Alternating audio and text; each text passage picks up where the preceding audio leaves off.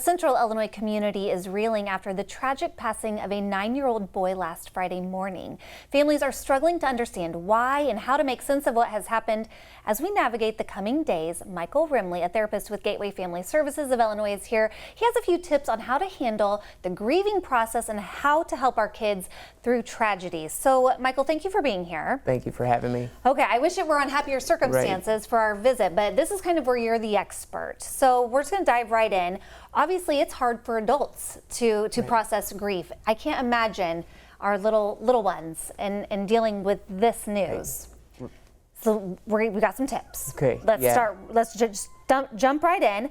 The first thing you say is to allow your children to see you grieve. Yeah. Why is that important? Well, I think that a huge part of this is we model for our kids appropriate ways to grieve. You know, we're not very good at it, and that's why it's important for us to do our own work.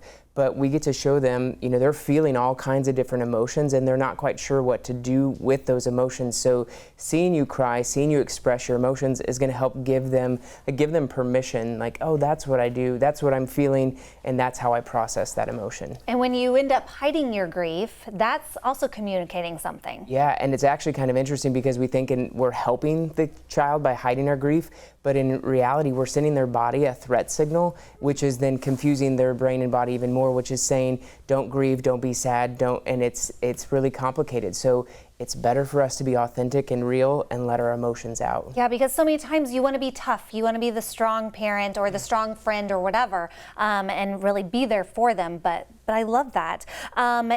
Obviously, everybody processes grief differently and in their own way. So that's something we also need to be aware of. Yeah, and I think it's important that kids are going to be processing this. Grief comes in waves, and so they're going to be processing it as they experience the different emotions. And if you have multiple children, you're going to see how each one of them experiences it differently, and know that's okay. What would we do without grace, Michael? Right. So we also need to give a little grace during the grieving process. Correct, because we're going to see a lot of irritability. You know, anger is a secondary emotion. It's the emotion that we see, but beneath the surface, there's a lot of other emotions. And so it's not the time to give a free pass, but it is a time to offer grace and a lot of do-overs. Okay, you encourage them to play. That's one way that they can kind of get some emotions out. Yeah, kids their primary language is play. You know, we can reason, we can talk, but kids, their primary language is to play, and so we're going to see a lot of the themes, a lot of the processing through their play, and that's okay. Okay, we cannot reason or rationalize with emotions. Yes. Why not? Yes. Well, the part of our brain that is, the limbic system, we can't reason with that from the top part of our brain, and so we need to be able to just acknowledge the feeling and then just validate that, as opposed to, I think a lot of times we're like, oh, you don't feel that way, or we try to hurry up and move them through that feeling. It's okay to be like, I can see that you're sad, and sit with that emotion. It's okay to do that. Okay, you also say to normalize talking about the loss. A lot of times people want to shut down